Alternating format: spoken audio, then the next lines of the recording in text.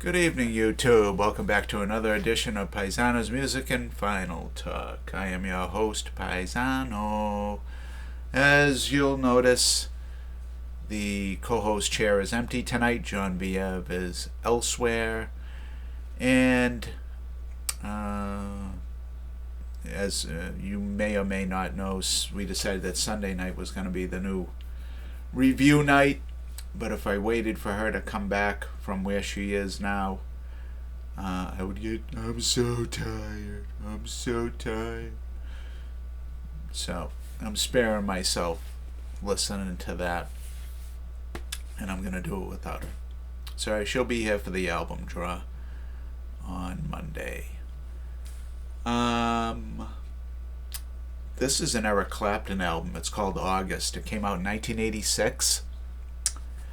I received it as a birthday gift. Was it an early birthday? When was it released? It's his 10th studio album. It's released in 1986. Released November 24th, 1986. So, yeah, it was given to me on my birthday, which is in December. And by a coworker that was about 10 years older than me. And me and him used to talk about rock and roll quite a bit. Back in the day, he knew a lot, and for an 18-year-old, I kind of knew a lot. So we kind of had a lot to talk about. Great guy. I lost touch with him after I stopped working there. I wonder what he's up to. But it was a thoughtful gift.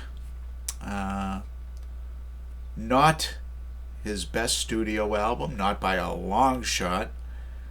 I mean, not every album can be, 461 Ocean Boulevard or Slow Hand, but this one is a far cry from those two. Never mind the Eric Clapton that everyone knew and loved in the late 60s and early 70s. I hate to say it, but this is hardly a guitar album. It's more of a synthesizer keyboard album, in my opinion. I was a little disappointed when I listened to it from start to finish last week, and reading some reviews. A lot of people blame the slick sound on Phil Collins, who produced this record, with longtime Eric Clapton collaborator Tom Dowd. But Phil Collins had a huge influence over this record, and it's very slick sounding, very 80s sounding.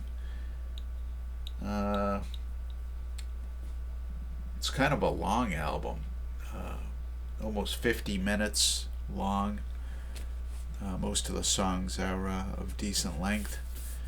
The biggest song off of here was It's in the Way That You Use It, which is from the Color of Money soundtrack, which was a pool of billiards movie with Paul Newman and Tom Cruise that came out in 1986.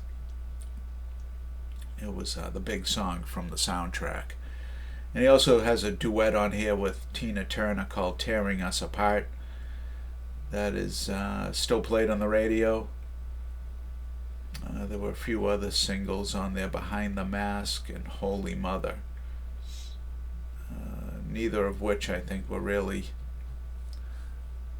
good enough to be released as singles. I think Behind the Mask, believe it or not, did the best out of all these.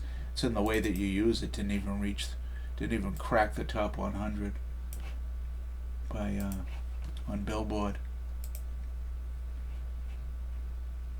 I guess Behind the Mask was a cover. Interesting.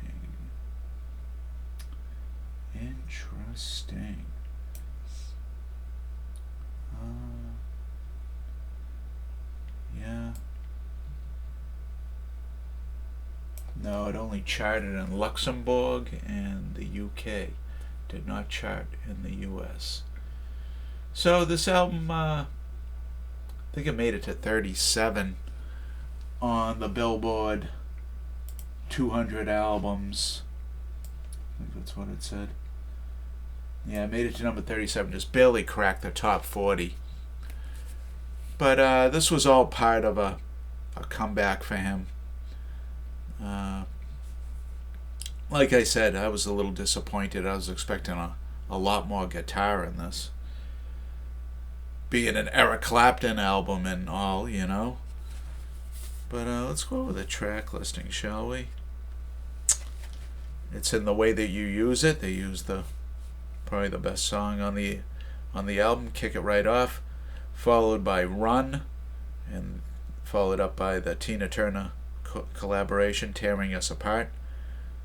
Following that is Bad Influence, Walk Away, Hung Up on Your Love, Side 2, Take a Chance, Hold On, Miss You, Holy Mother, and Behind the Mask. His main band, he had Greg Gaines on keyboards and backing vocals, very good keyboardist. On bass guitar, he had Nathan East, very notable bass guitarist, and Phil Collins played drums. And this group toured for the next 2 years. He took them on the road. And, Eric Clapton always did pretty well, on the road.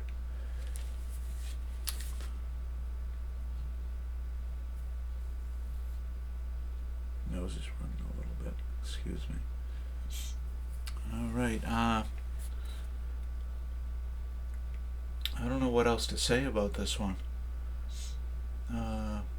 Yeah, his 70s albums were much better than his 80s albums. His 80s albums had 1 or 2 decent songs, and not much beyond that. But what can you say? If every album was the same, it'd be kind of boring now, wouldn't it? I want to thank you guys for tuning in. If you're not yet subscribed, please do. And if you're new to the channel, welcome.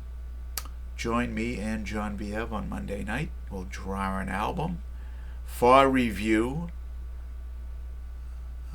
next Sunday night, probably the 20th of July. And we'll continue the rock talk here. All right, until then, YouTube, thank you and good night.